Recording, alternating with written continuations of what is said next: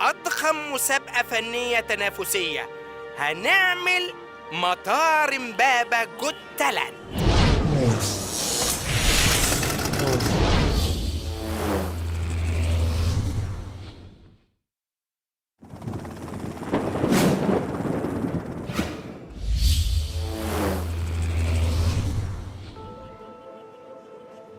أهلا وسهلا، نتعرف بيك؟ تتعرف بيا؟ في ايه يا كابتن عزوز؟ انت مش نايم كويس ولا ايه؟ انا زغلول. منين يا عم زغلول؟ منين يا عم زغلول؟ لا حول ولا قوة الا بالله. من امبابة يا اخويا. ايه يا عم سيد؟ تاني بيت من بعد بيتكم، انت نسيتني ولا ايه؟ محضر لنا ايه يا عم زغلول؟ انا قلبي برج حمام، اكل الحمام منه. انا قلبي برج حمام، اكل الحمام منه. ما هو هجي من صوتك يا ابني، واضحة. صوتك بيوجع يا عم زغلول، والنعمة دي بيوجع. وبعدين إيه اللفة دي؟ قلبك برج حمام بس هج الحمام منه. قالك طب ما تقول أنا قلبي برج وخلاص يا عم. بس على العموم شكرا يا عم زغلول، حظ موفق المرة الجاية إن شاء الله. طب ممكن فرصة تانية؟ أصل بصراحة كنت خايف وهيب اللجنة، يعني علشان واقف قدام زي حضراتكم يعني. معلش يا عم زغلول، بس علشان يعني ندي فرص لكل المواهب. احنا اسفين، سوري. نيكست. نتعرف بيكي. اخيرا. طب ما انا ملقحه قدامك في المطار دي ياما. هو انت جاي دلوقتي بس تفتح لي قلبك وتلاقي كده وتقول نتعرف يا جميل؟ ايه يا بنت نعناع، انت هتتلككي ولا ايه؟ اسمك ايه يعني يا نعناع؟ نعناع القرنفلي 011 522. بس ايه ده؟ واقعه يعني. اسمك بس يا اختي. ها هتسمعينا ايه؟ يلا عادي، مش حكايه يعني، مش طالبه دراما. ايوه يا بنتي كده، ربنا يهديكي. ليه دراما ونكد؟ ها هتسمعينا ايه بقى؟ دي الاغنيه يا عم سيد بتاعت خانات الذكريات. يا سلام، غلطانينة بقى نعنوعة بصوتك اللي عامل زي الكروان ده. وفي خانات الذكريات حط اسمك في المواجع، تحت خانش الملحوظات اكتب ان الجرح واجع. لا ألف سلامة عليك يا نعنوعة، إن شاء الله اللي يكرهوكي. لا بس النظام حلو وما يزعلش حد، وبرضه ما فيش حاجة تروح كده ولا كده. ايوه يا عم سيد، بس كل الخانات والبنود والفهرسه دي وهي قايله في الاول ان مش طالبه دراما. تخيل بقى لو طلبت معاها دراما هتزعلنا ازاي. لا يا حبيبتي، يلا يا نعناع، يلا اتكل على الله، يلا. يعني ايه؟ مش هسافر بريود؟ يا بنتي كني في بيتك وارتاحي، ده انت لسه قايله ان لسه الجرح واجع. يلا عادي، هي جت على جرحي يعني، ما الجراح ملكم في قلبي عادي يعني. بس بقى يخرب بيتك يا نعناع، مش طالبه دراما خالص بقى. نيكست.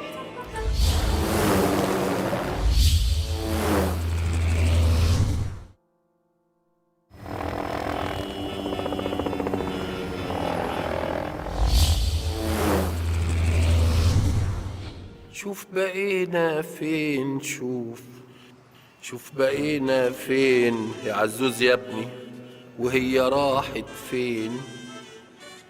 شوف خدتنا لفين يا ابني، وشوف سابتنا فين. شوف بقينا فين، شوف بقينا فين. قالوا علينا ديابة واحنا يا ناس غلابة. يا مغنواتي غني حكايتنا عوا بابا. مرة واحد مستعبط اتجوز واحدة مستعبطة، خلفوا عيال مستهبلة. استعبط الأب وعمل نفسه ميت، استهبلوا العيال ودفنوه. ايه ده؟ طب سمعتوا النكتة بتاعت التلات حمير اللي قالوا لا؟ لا وانا الواد الجن اللي لا يهدى ولا يون، طالع زين نازل زين، يا الله اللي يخاف من العفريت يطلع له ينزل له عو عو عو عو عو عو. طب والله العظيم كنت بقرقشه زمان زي الويفر. حد بيعرف يخيط هنا يا جدعان؟ كده كده هو عايزة لها صورة كده كده هو بصت في العدسة كده كده هو راحت مكسورة كده كده هو بيقروا عليا وبيحسدوا فيا. على ايه يا اختي والنبي؟ ده انت شبه وش رجلي.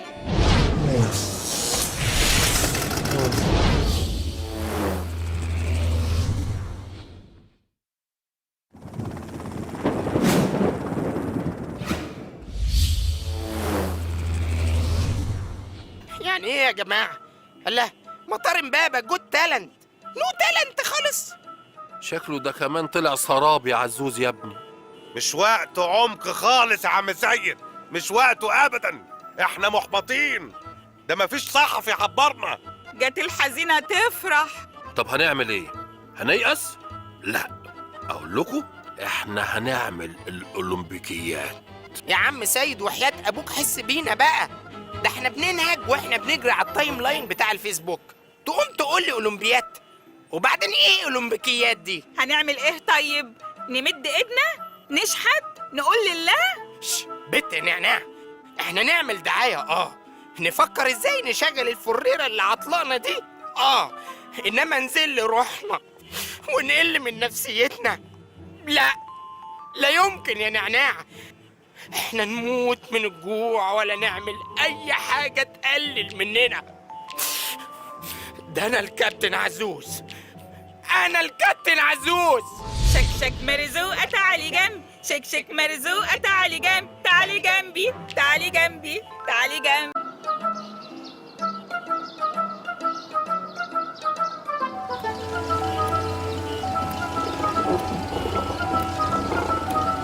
انت متأكد يا عم سيد؟ اسد؟ لا طبعا مش هننقله، ده عايز ناس متخصصة، وبعدين بكره العيد يعني كل الناس اجازة. اسمع يا عزوزي، انا تعبت على ما اتفقت على الشغلانه دي، اخلص عشان احنا معناش ولا مليم ومحتاجين اي شغل. هنسلمه الصبح بدري ونروح نعيد واحنا معانا فلوس. قلت ايه؟ بس مش خطر ده يا عم سيد، ده اسد متوحش. لا لا لا، متوحش مين؟ الاسد ده اهداء للجنينه من زعيم افريقي كبير، يعني اسد مدرب وعلى اعلى مستوى. وبعدين ده مش اسد يعني ده شبل صغير، قطه يعني. ولا انت بتخاف من القطط كمان؟ يلا يا نهار ابيض، ده شبل يعني شبل ونص كده، مش بالظبط يعني. عزوز يا ابني، الموضوع بسيط، الصبح هنسلمه لجنينة الحيوانات، نقبض فلوسنا ونتكل على الله. طب وهنبيته فين الصبح؟ في القفص بتاعه، سلطان كيوت جدا وهادي، مش هنحس بيه. ماشي يا عم سيد، الامر لله بقى. انا عشان تقبضه بس والله يبقى خلي نعناع تعمل له سندوتشين كبده ولا حاجه.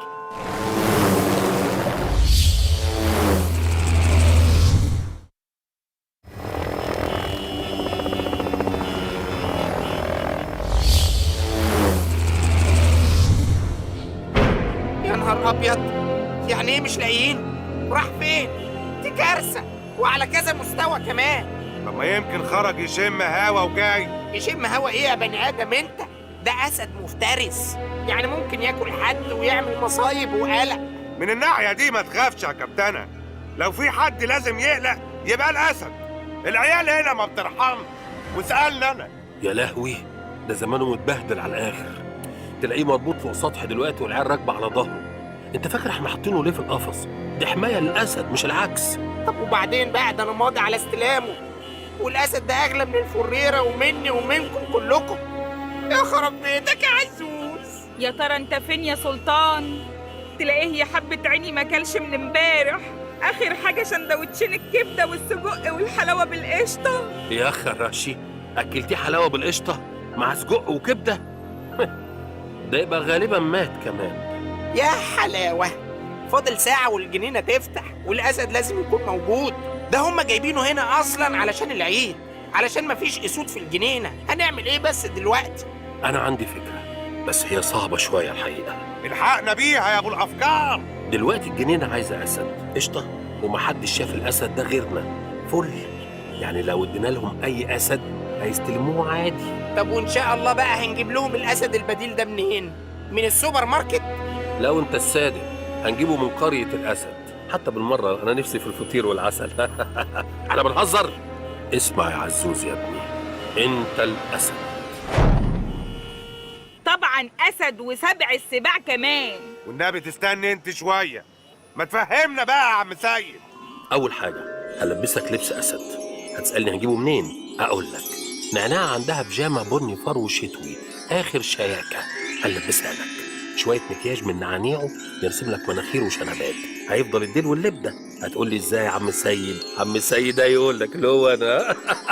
من الفروه البني اللي انت حاططها على طابلوه الفريره. لا طبعا، اشمعنى انا؟ ما تبقى انت الاسد ولا هيصه ولا حتى نعناع. انا تعبان والله يا عزوز يا ابني، الديسك مبهدلني. عمرك شفت اسد عنده ديسك؟ وبعدين البيجامه مقاسك انت والنعناعه بس، يعني يرضيك نعناعه تبقى مش نغلط. وبعدين معك حق، الامر لله، بس هتطلعوني ازاي؟ يا ده احنا مش هنسيبك، هنفضل في الجنينه لغايه ما تقفل. هيفتحوا القفص يدخلوا لك الاكل قشطه. هيصه هيشغل الحارس وانا هقفل القفل اي كلام كده. هيفتكر ان هو اللي قفله، يروح الحارس الساعه 7 7:05 هنيجي احنا نفتح ونطلعه. وبارك الله في برزك. الامر لله، منك لله يا عم سيد، منك لله يا عم سيد.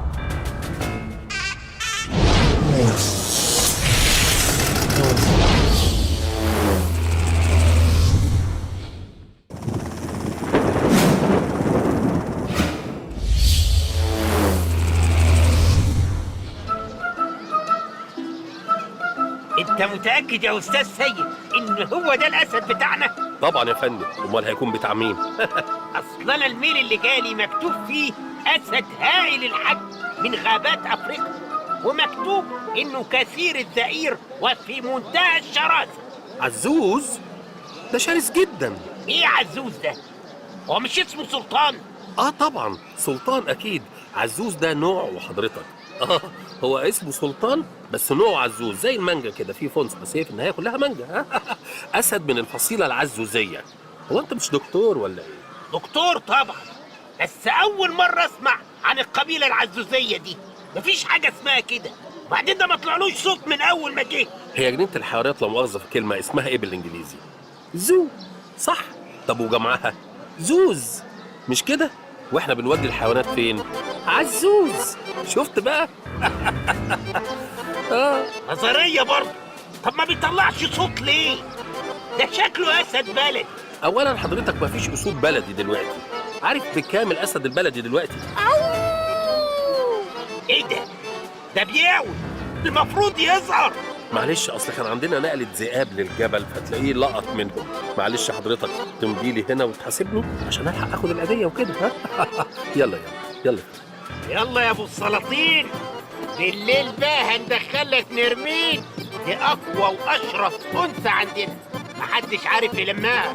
قتلت الذكر اللي قبلك وكلته، انت بقى جاي بدال.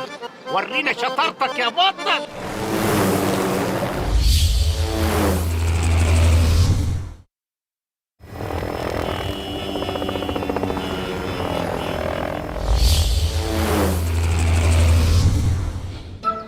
عشان خاطر عم سعيد ابوس ايديك اوعى تتاخر عليا، الاحسن دول هيدخلوا عليا نرمين اشرس واقوى انثى عندهم. مين يا عزوز نرمين دي ان شاء الله؟ عارف يا عزوز لو بصبصت لها وديني. لا بصبص ايه يا ستي؟ دي اسد. هنشد احنا بقى لحسن الجنينه هتفتح خلاص. مع السلامه يا عزوز. عزوز يا ابني، خد بالك من نفسك، ما تخافش يا حبيبي، هطلعك منها. عيب، انا عمري وعدتك بحاجه وصدقت. طيب مستنياك يا عزوز لاخر العمر، هفضل مخلصه لك. الزياره الجايه هجيب لك عيش وحلاوه. مع السلامه يا عزوز، مع السلامه يا عزوز. ايه الهبل ده؟ مش كلها كام ساعه وتيجوا تاخدوني؟ عم سعيد ابوس ايديك يا عم سعيد، اوعى تلخبط في اي حاجه يا عم سعيد. الاسد اهو، يلا على الاسد، يلا يلا نروح.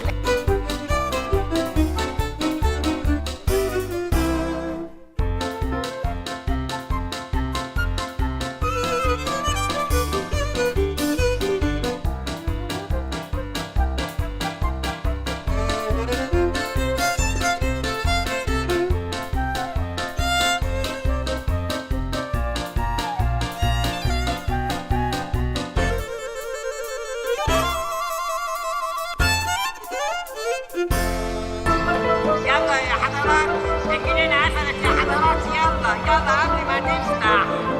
عزوز يا ابني، احنا غفلنا الحارس وباب القفص مفتوح. الساعة 7:05 بالظبط تطلع هنا تستنانا. اوكي ماشي؟ ابوس ايديك عم سيد، اوعى تتاخر ها، لحسن هيدخلوا عليها نرمين. ابوس ايدك. عزوز يا ابني عيب، انت في ايد امينة. سلام بنوي. امين امين، بس ده انا العيال شلفط وشي خالص.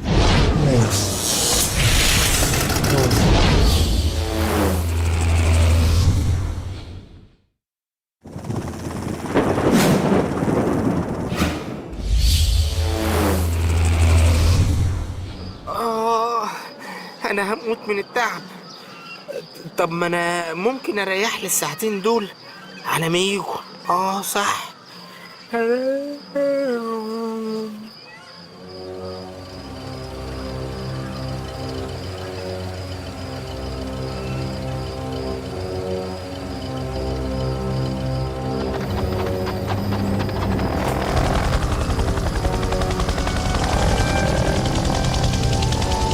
شفت يا تفكير عمك سيد؟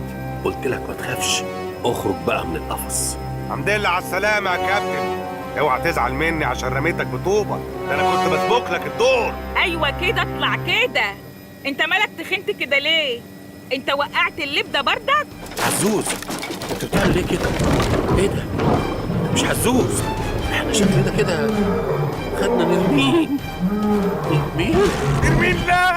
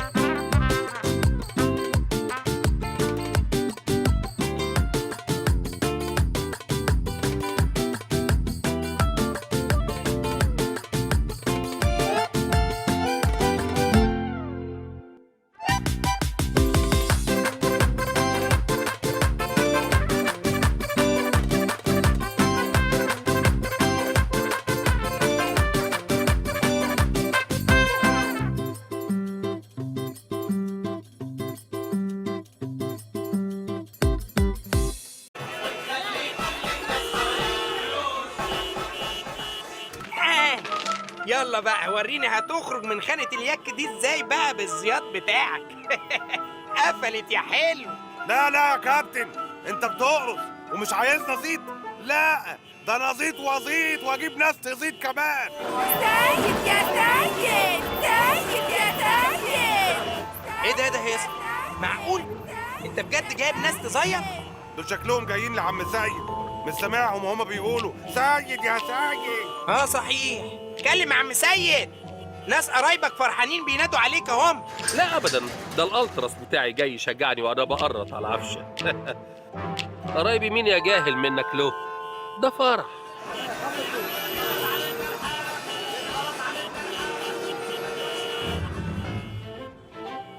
والفرح ده جاي علينا كده ليه بالحماس ده؟ وعليكم السلام ورحمة الله وبركاته. أؤمري. الأمر لله يا حبيبي، روح العب مع صاحبك بعيد. هو أنت صاحب التمنية دي يا عسل؟ تمنية يا فنانة، انت جاية مقلة؟ الكابتن يبقى صاحب وقائد الفريرة. فريرة ولا شخليلة؟ والنبي ما حد خايل عليه القيادة غيرك انت يا عسل. يلا نهايتك، احنا عايزين نحمل جهاز العروسة بتاعتنا عليها. نعم، الفريرة F17 تنقل جهاز عروسة ليه؟ من قلة شغل يعني؟ شوف يا عزوز يا ابني، هو من قلة شغل فعلا. خليك فير في انفعالك. لا يا عم سيد، لا يا عم سيد، لا، ده انا جوع اكلها بدقة اتقشف، بس ما هنش الفريرة ولا اقلل من قيمتها ابدا. تقلل قيمة مين يا واد؟ ما تقف عيوك وتتكلم عادل، انت مش عارف انا مين ولا ايه؟ لا طبعا، لا طبعا عارف الفنانة فاطمة عيد، صح؟ بس برضو انا لا يمكن اوافق ان انا المعلمة مضابش. ما سمعتش كمان عن المعلم ضبش؟ فتوة امبابة وكبيرة وحميها وحراميها. معلم ضبش، هو في حد ما يعرفوش يا ام الغالي؟ ربنا يفك سجنه بقى. لا ما هو خرج وفرحه كمان اسبوع ان شاء الله اول ما يخلص المراقبة اللي عليه، وادينا بننقله الرفايع اهو. ولا رفيع ولا تخايل. انا لا يمكن انزل بمستوى الفريرة واقبل اشغلها عربية كارو بالاجرة. انا الكابتن. ايوه يا ضبش، ضربت مين تاني يا واد؟ احنا ما صدقنا خرجت من القضية الاولانية. طب مات غيبوبة؟ طب الحمد لله ربك ساتر. امسك نفسك بقى اليومين دول، فرحك قرب. انا خلاص بتفق اهو. طبعا يا حبيبي، لو حد زعلني هكلمك على طول. امال ايه؟ سلام يا قلب امك. حضرتك يعني يا معلمة مضابش، انا كنت بس عشان الوزن يعني، انما لو رفيع زي ما حضرتك بتقولي عادي، هتبقى خفيفة يعني، وهتبقى رحلة ظريفة جدا. ولا يا رجالة؟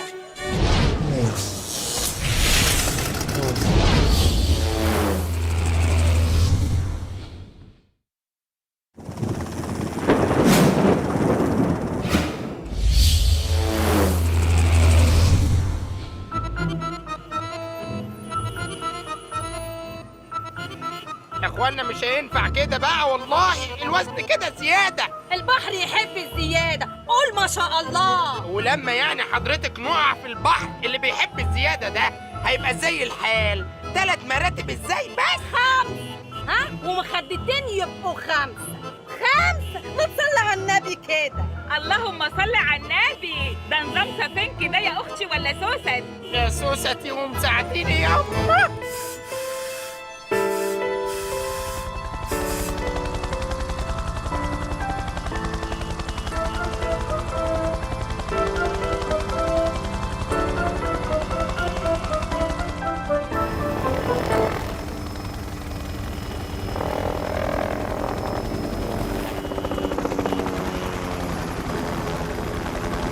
اتدلع يا عريس يا ابو لسانايلو.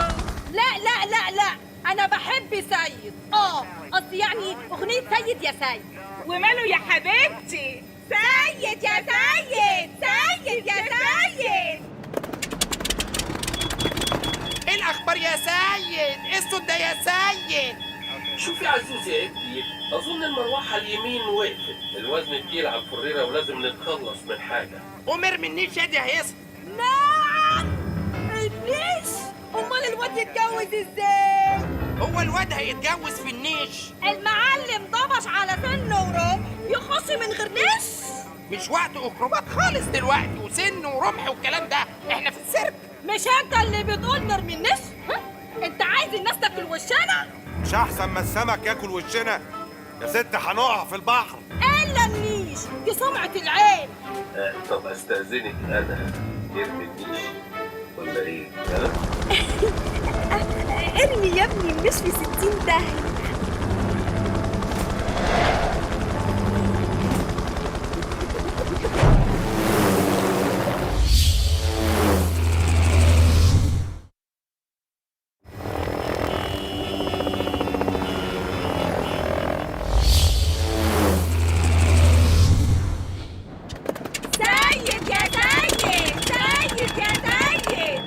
ايه تاني يا سيد؟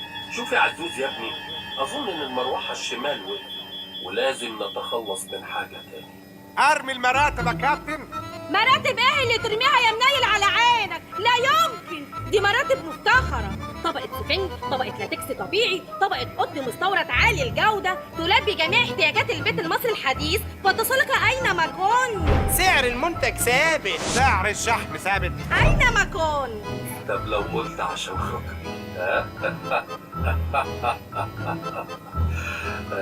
اوكي. أولع فيها بجد، ارمي يا ابني أينما كنت.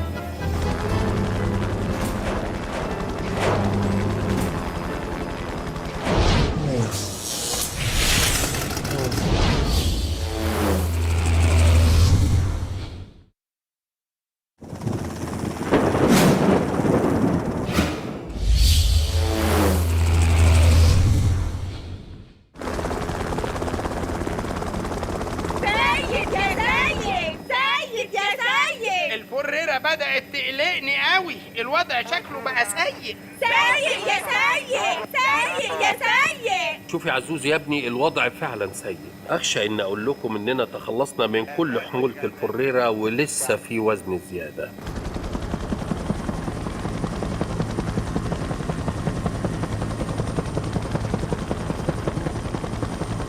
يعني ايه يا عسل؟ استأذنك تلبسي الباراشوت، ده هياكل منك حتة. نعم؟ انتوا اتجننتوا؟ عايزين تموتوني؟ لا حضرتك احنا اوريدي بنموت كلنا از وي سبيك. طب اشمعنى انا؟ ما تنط انت يا عين امك. انا القائد وربان السفينة يذهب معها الى القاع. بس دي مش سفينة. بس ذاهبة إلى القاع أهي، اخلصي بقى ونطي. طب ما تنط انت. وأنا مساعد القائد ومساعد ربان السفينة يذهب معاه إلى القاع، يمكن يعوز حاجة. يا اختي انت اتقل وزن فينا، يعني انت اللي لازم تنطي. اتقل مني يا عصفورة، ده تتفصلي مني 2. ده انا 45 كيلو. يا اختي يا اختي يا اختي يا اختي، بس الكاميرا في الكرتون يعني هي اللي بتدخل 60 كيلو.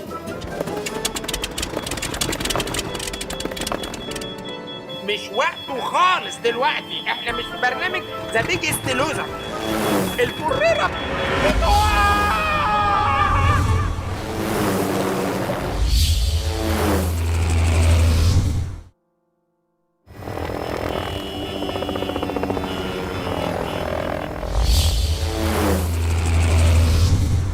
وانا لا يمكن انط ابدا. طب ولو قلت لك ان هنط معاكي؟ اذهب معك الى القاع.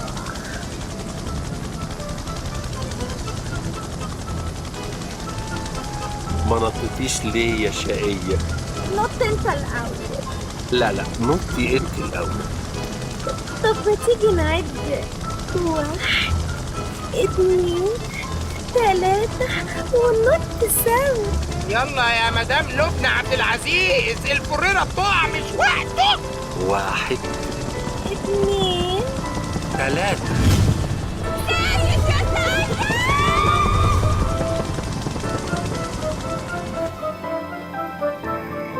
ما ذهبتش معاها الى القاع يعني يا عم سيد؟ شوف يا عزوز يا ابني، القاع زحمة وانا بتخنق. هي حظها وحش في الحب صحيح، بس حظها حلو قوي في القاع. نزلت على المرتبة المفتخرة. سيد يا سيد.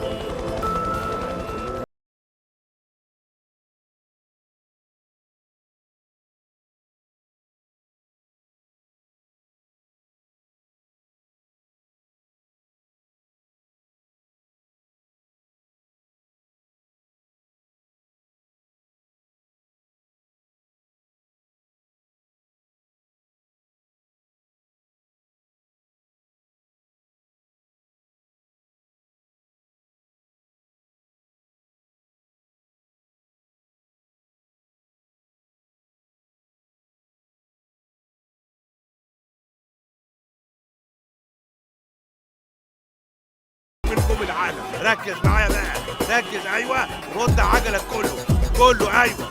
حاطن جنب البرج كده، ايوه كده.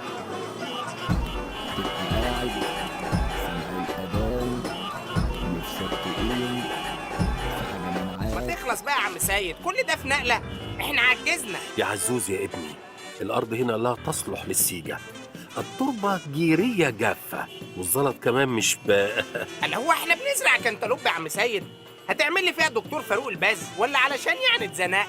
يلا قوموا اشربوا حاجة كده وخدوا بريك شوية، خلوا الهوا يعدي على جتتكم بدل القعدة كده طول النهار زي البط البلدي، لا شغلة ولا مشغلة. طب الشغلة دي وعارفينها طشاش يعني، انما ايه بقى المشغلة دي يا نعناع؟ المشغله دي مرات المشغل.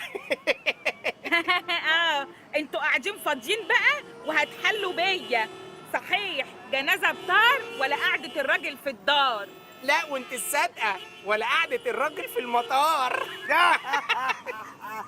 طب ما نوفر الطاقة الإبداعية في الإفيهات دي هي ونستغلها في أفكار بره الصندوق للخروج من هذه الأزمة. ايه الكلام الكبير ده يا نعناع؟ طاقة إبداعية وبره الصندوق والخروج من الأزمة، الخمسة في جملة واحدة؟ أصل أنا يعني عاملة فولو للأستاذ عمرو حمزاوي على التويتر، ويعني ما تغيرش الموضوع. وعايزانا نعمل ايه بس يا نعناع؟ وبعدين يا نعناع الكلام سهل. طب قولي لي في ايه ممكن نعمله وما عملناهوش؟ ده احنا عملنا عرض اقطع تذكرة لشرم تحصل على فاوتشر بقيمة جنيه وربع مشتريات من كانتين الفريرة، وبرضه ولا الهوا. ما بقاش في حد بيسافر يا نعناع، كله قاعد هنا جنب أكل عيشه. خلاص يبقى نغير النشاط، نبقى احنا أكل عيشه. ازاي؟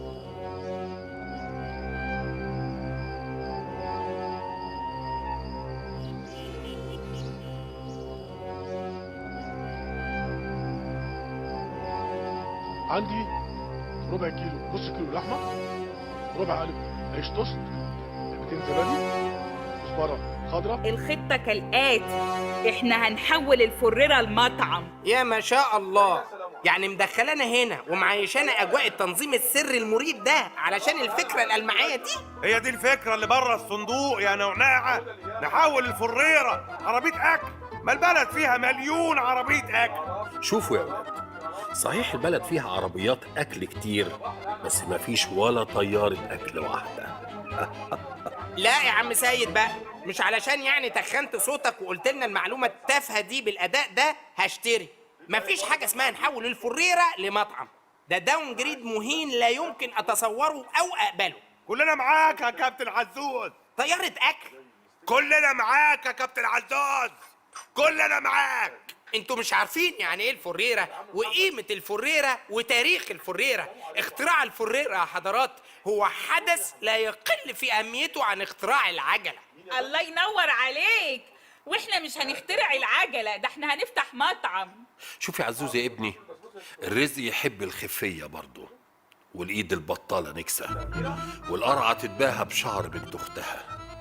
المثل الاخير ده ليه مغزى فلسفي انا مش لاقيه، ولا انت بتخرف؟ لا هو طقم كده بينزل مع بعضه، ما تشغلش بالك. احنا عايزين نشتغل بقى يا عزوز. كلنا معاك يا عم سيد، كلنا معاك. بس ده يبقى رخص وتنازل. لا دي حدقة وتفتيح مخ. كلنا معاك يا نعنوعة، كلنا معاك يا نعنوعة. معقولة يا ناس؟ الفريرة على سن ورمح تتحول لطيارة أكل؟ بصوا بقى، آخر كلام عندي، أنا لا يمكن أتنازل عن حلمي، لا يمكن أبدا أعمل كده. المقابلة انتهت يا أساتذة.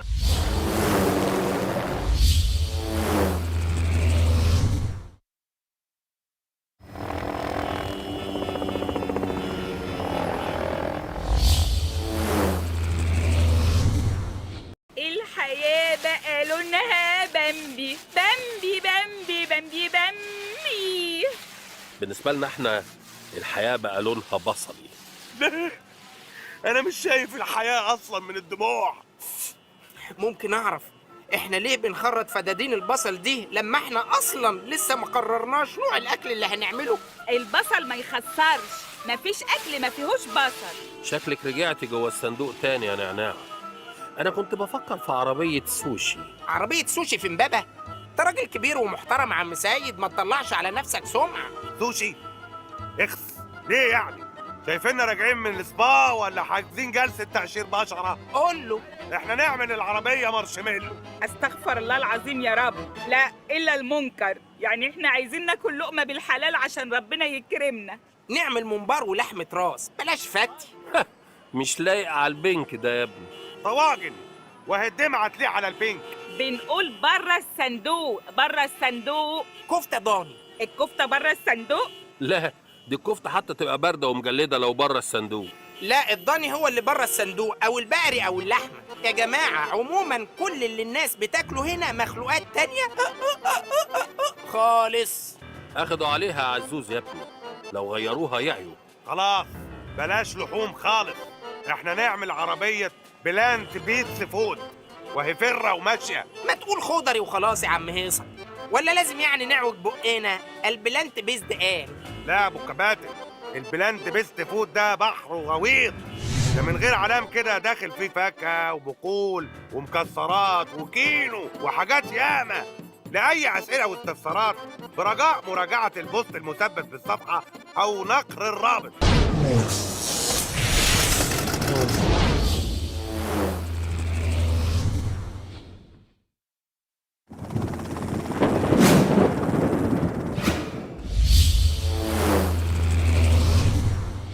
بقول لك فرة وماشية في البلد.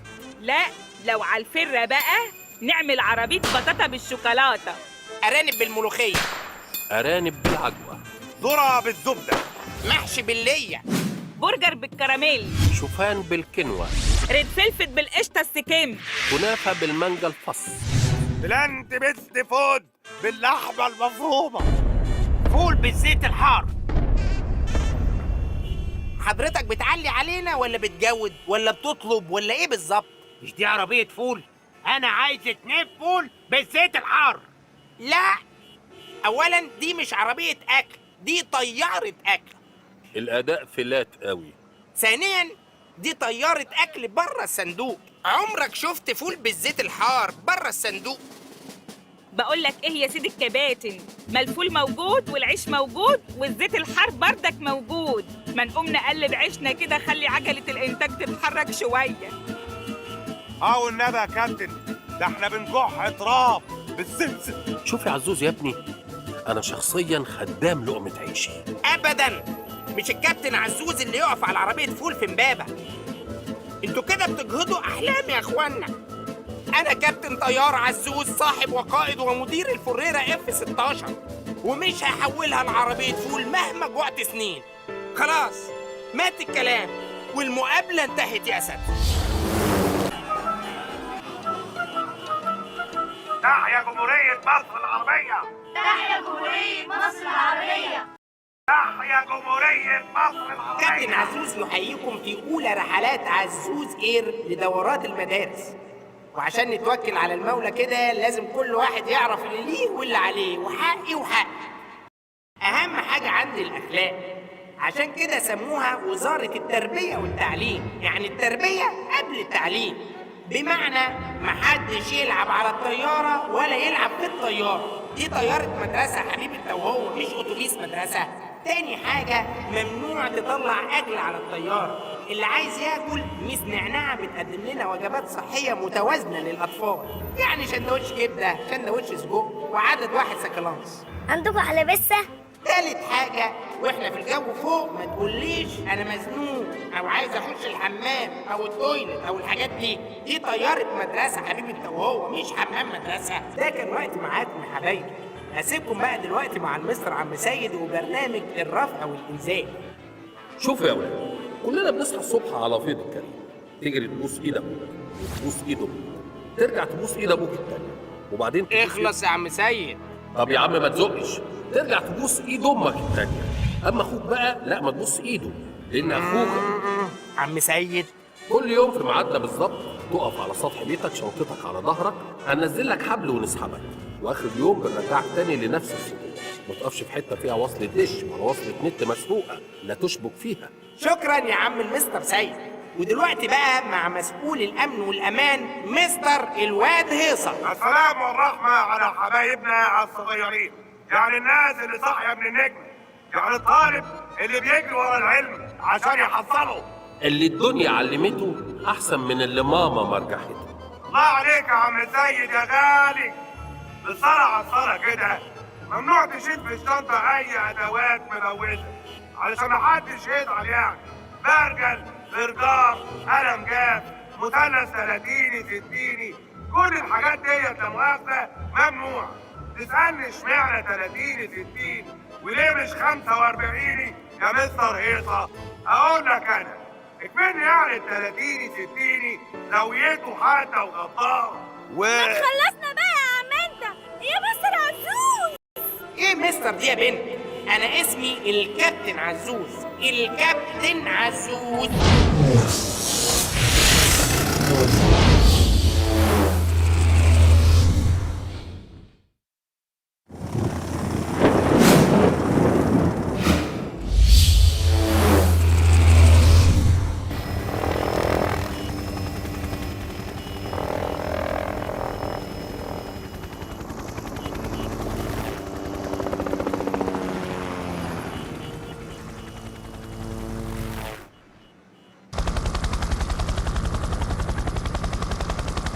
اول مدرسه عندك ايه يا عم سيد؟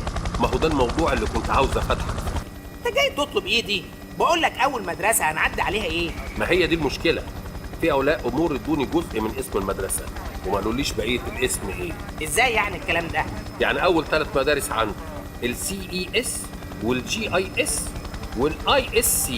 بص، لو مكتوب جنبهم كاف FC يبقى انت ماسك ورقه العروض بتاع السوبر ماركت الطيبين اللي تحت بيتك. الطيبين؟ عايزني اقول لك ايه يعني؟ ما تقول لي حاجه مصر افهمها. شوف يا عزوز يا ابني، اشجيني. عندنا مدارس رمسيس وفيصل للغات والاهرام التجريبيه وابو الهول الخاص. كله فرعوني كده، ما عندكش حاجه اغريقي؟ هي دي اسامي المدارس المتسجله عندي. طب بص، اقرا لي انت اسامي الاولاد وانا هظبطهم على المدارس بتاعتنا. باكينام السلحدار دي تنزل ISC. بص انت خدها قاعده كده، باكينام، بريهان، مريهان، حبهان، دول ينزلوا المدارس الانترناشونال ام 3 حروف. طب والباقي؟ يعني دي محتاجه فكاكه، ينزلوا مدارس الحكومه عادي. بس وزع يا عم سيد الله يكرمك، اسمة العدل ها؟ احنا بنشتغل بما يرضي الله. لا تضع كل البيض في سله واحده. الله ينور عليك. كابتن عبدول، في طالب بيقول مدرسته SWS فاتك. اسمه ايه الواد ده؟ عنتر عتريس. لا ده هنزله مدرسه شبرا الثانويه بنين. ما هو بيقول على التانية دي. يعني انت هتصدق العيال وتكذبنا؟ روح روح يلا شوف شغلك، امشي. اللي هو ايه؟ امشي بقى. هات الاستيكه بتاعتي فين البرايه؟ يوه ما تتدخل شويه بقى. لا عايز اقعد جنب الشباك. طب انت اقعد جنب الشباك. اهدى انزل يا واد من على الكسوه دي فابريكا، ومش عاوزه حد يدق ركبته في ظهر الكرسي اللي قدام احسن بيعلم. نهدى كده بقى عشان انا لسه ما خدتش الاستمورنينج بتاعي ودماغي فيها مليون سؤال. والسؤال لغير الله مذله يا نعناع يا بنتي. بسيطر على العيال يا عم سيد. الطالبه علا اشرف. افندم يا عم سيد يا عسل. بطلي لماضة يا حبيبتي ويلا عشان تنزلي المدرسه. اطلع يا هيصه اجيب لها شنطتها من فوق. بس دي مش مدرستي. ما هي اسمها مدرسة من طلب العلا سهر الليالي، وانت اسمك علا، ازاي بقى ما هياش مدرسة؟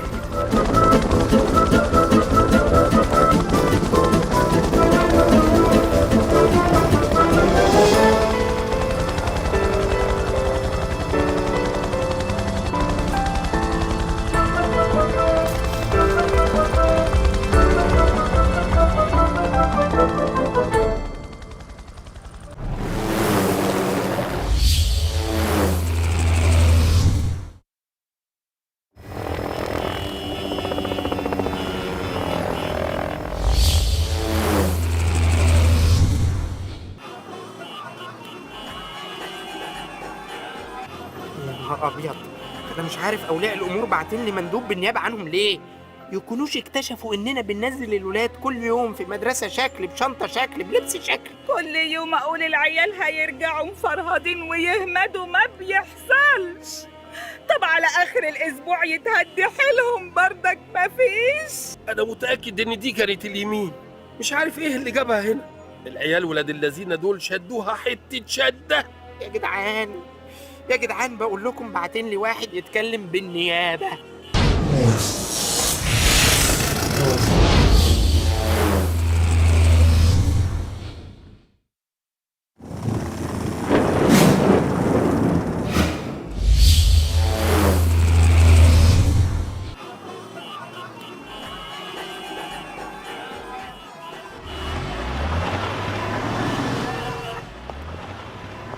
يا فندم احنا اسفين جدا لو كان حصل اي لخبطه، صدقني احنا كنا بنحاول كل يوم الصبح نماتش العيال مع مدارسهم يعني، والموضوع كان مره يخيب ومره يخيب برضه عادي، واحنا مستعدين لاي تعويضات، بس مش عايزين مشاكل وحياة قلبك. مش فاهم حضرتك بتتكلم عن ايه. انا جاي اشكرك بالنيابه عن اولياء الامور وجايب لك ضعف المبلغ المطلوب. يا فندم ده واجبنا، ومكلف حضرتك نفسك وجاي لحد هنا. طب كنت قول لي انا اجي لك مطرح ما انت موجود سعادتك. احنا الاول مره الولاد يرجعوا كل يوم مبسوطين من المدرسه. دول هم اللي بيصحونا الصبح عشان ينزلوا. معقوله عنتر الشقي بيصحي حضرتك؟ ايوه. امال ما بينيمناش احنا ليه؟ شقي عنتر، شقي قوي. المهم انا جاي استسمحك ان كل جيراننا وقرايبنا عاوزين يشتركوا مع حضرتك، والسعر اللي تطلبه. عارف سيادتك، اصل انا مؤمن بالتخصص جدا ومتربي عليه من صغري، علشان كده الطقم اللي معايا كلهم حاصلين على شهادات خبرة في مجالات كتير جدا. عندك مستر عم سيد خبير شنط مدرسية، يرفع الشنطة لفوق كده يقول لك الولد ده في سنة كام وجدوله ايه النهارده كمان. ياه، زي ما بقول لحضرتك كده. وهنروح بعيد ليه؟ مس نعناعة مثلا خبير التغذية، تشم بق البنت او الولد من دول تعرف ان كان شرب اللبن ولا لا، اكل سندوتشاته ولا لا. عارف يا باشمهندس، مش في تلاميذ بيفضوا اللانشون من السندوتش وياكلوه حاف؟ ياه، ممكن تعرف انه اكل اللانشون حاف كمان؟ اللانشون مين يا باشا؟ دي بتعرف الرغيف اللي اترمى ده ان كان بلدي ولا فين.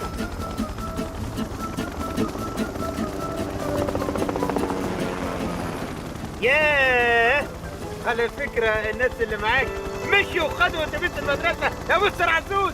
على فكرة دي طيارة مدرسة مش اتوبيس مدرسة، وانا ما اسميش مستر عزوز، انا الكابتن عزوز. كابتن عزوز، كابتن عزوز، يا كابتن اتفضل يا خواجه. يا الف اهلا يا الف سهلا. هي دي بقى الفريره اللي قلت لك عليها.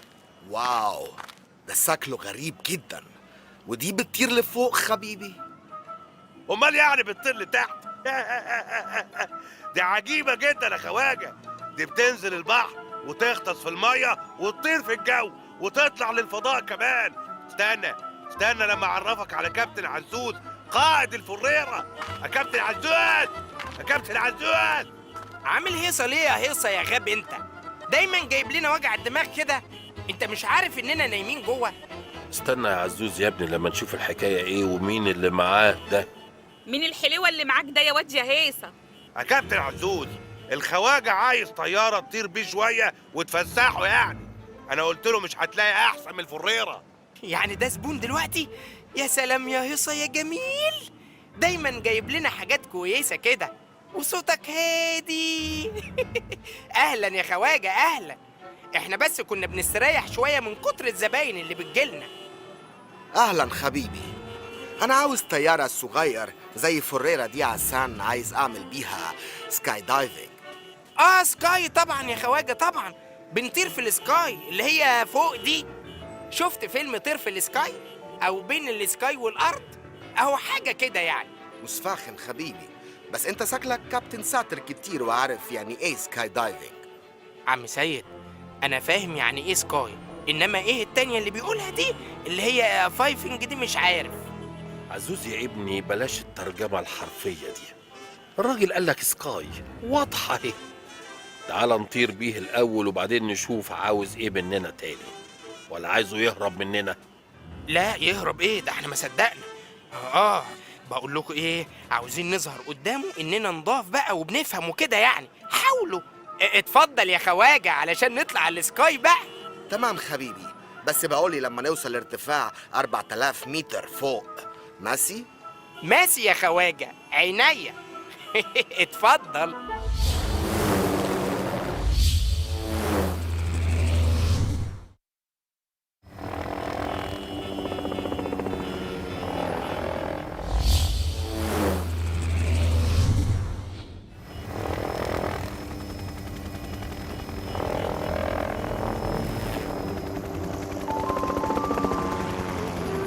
أعزائي ركاب الفريرة أو عزيزي الخواجة راكب الفريرة، مرحبا بيك يا خواجة على متن المعجزة البر جو مائية الفريرة.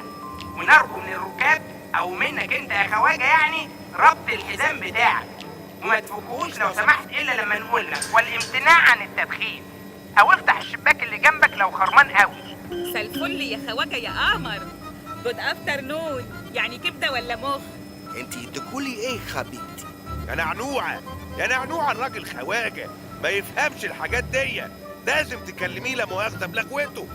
حبيبي يا خواجه، انت تاكل كبده تاكل مخ؟ لا انا مش عاوز اكل، انا عاوز اعرف لما نوصل ل 4000 متر فوق لو سمحت. يا كابتن، احنا وصلنا ل 4000 متر فوق ولا لا مؤاخذه لسه؟ اصل الخواجه بيسأل. احنا قربنا خلاص اهو. هو بيسأل ليه يا عم سيد على الارتفاع ده؟ شفت بقى؟ أكيد الارتفاع ده هو الفايفنج اللي قال عليه، مش قلت لك سهلة؟ يا سلام يا عم سيد، مرجعية والله. طب أنا هقول له بقى علشان تقريبا وصلنا أهو. يا خواجة، إحنا خلاص وصلنا ل 4000 متر اللي قلت عليهم. شكرا حبيبي. يا لهوي، الجراش انتحر، حد يلحقنا يا ناس. يخرب بيتك يخرب بيتك يا خواجه يا مجنون. يا خبر أبيض، هو ده بقى السوسيسان اللي قالك عليه ولا إيه؟ يعني ينتحر ويجيب لنا مصيبة؟ إنا لله وإنا إليه راجعون. الفاتحة. أنت تقعد تقرا فاتحة يا عم سيد وتسيبنا؟ عاوزين نتصرف قبل ما يوصل الأرض ويتفشفش حتة. مفيش غير حل واحد يا عزوز يا ابني، انزل وراه بالفريرة يمكن نلحقه وهو لسه في الجو. يلا يلا يا كابتن. انت ايه اللي انت عملته ده يا خواجه؟ هتودينا في داهيه. دايفنج حبيبي، سكاي دايف. قرب لي بس انت منه يا كابتن واشده جوه الفريضه. يلا يا هيصه، الصلاه على النبي.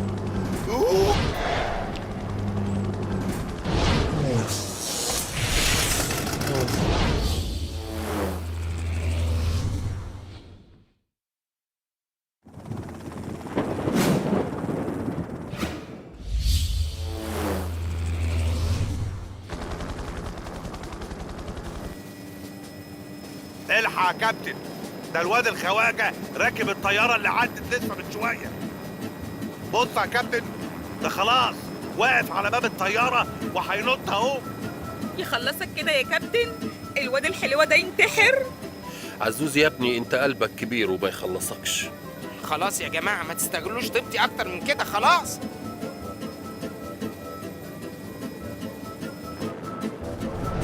هنقذوا بامر الله وهو سواد برضه. تاني يا خواجه، انت ما بتحرمش. يا نهار ابيض، انتوا تاني؟ انت فاكر اننا هنسيبك تنتحر ولا ايه؟ يلا يا هيصه. الصلاه على النبي.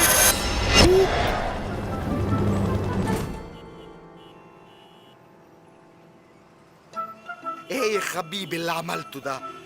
ايه اللي انت عملته برضه؟ انت بتستغفلني وتنتحر من الفريره بتاعتي يا خواجه؟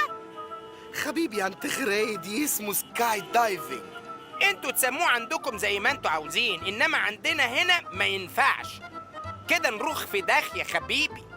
وليه يا ابني تيأس من رحمة ربنا وتقوم عامل استغفر الله العظيم سكاي فايفنج كده؟ حرام يا ابني صدقني، سكاي فايفنج في السن ده؟ انتوا هتجننوني ولا ايه؟ ده مفيوس حاجه وهسه سكاي دايفنج ده. براحتك يا خواجه، بس عاوز تعمل في نفسك السكاي دايفنج ده اعمله بعيد عني، انما مفيش سكاي دايفنج من الفريره خلاص. احنا رجعناك المطار اهو زي ما اخدناك، وبراحتك انت بقى. خلاص خلاص حبيبي، نو بروبلم. انما صدقني انت لو جربت سكاي دايفنج هيعجبك كتير. لا حول ولا قوة إلا بالله. يا ابني كفاية ذنوب بقى.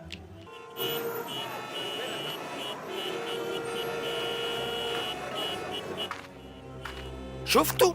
اهو نشر الموضوع بين الناس اهو، وخلى ناس كتير قوي يجوا كمان ينتحروا. طب وبعدين يا كابتن؟ هي دي فرصتنا يا جماعة. دلوقتي هندخل وسطيهم ونعمل نفسنا هنعمل زيهم، وبعدين نبوظها لهم.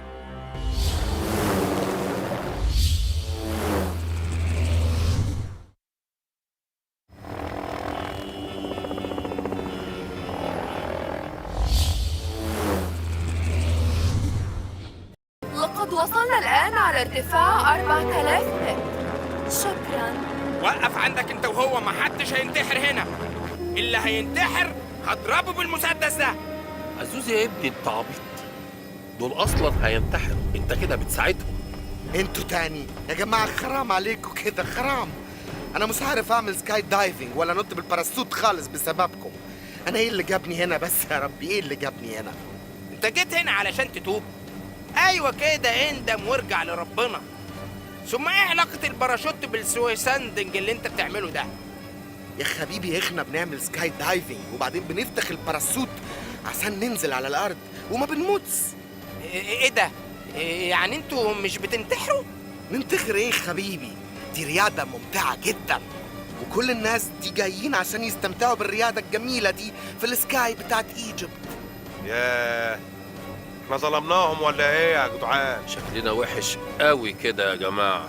هو انا مش سألتك يا عم سيد يعني ايه سكاي دايفنج وانت اللي قعدت تفتي؟ خلاص عزوز خلاص، حصل خير. بس ايه رأيك انتوا كمان تجربوا السكاي دايفنج حبيبي؟ هتتبسطوا منه كتير. يلا حبايبي.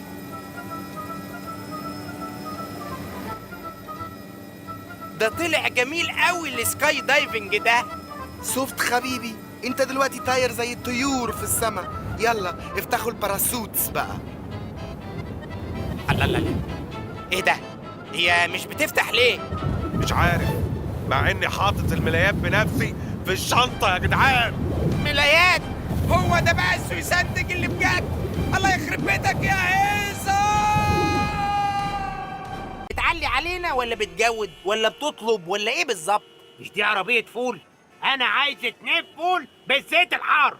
لا، أولاً دي مش عربية أكل، دي طيارة أكل. الأداء فلات قوي. ثانياً دي طيارة أكل بره الصندوق. عمرك شفت فول بالزيت الحار بره الصندوق؟ بقول لك ايه يا سيدي الكباتن، ما الفول موجود والعيش موجود والزيت الحار بردك موجود. ما نقوم نقلب عيشنا كده، خلي عجلة الإنتاج تتحرك شوية. والنبي يا كابتن، ده احنا بنكح تراب بالسمسم. شوف يا عزوز يا ابني، أنا شخصيا خدام لقمة عيشي. أبداً مش الكابتن عزوز اللي يقف على عربية فول في امبابة.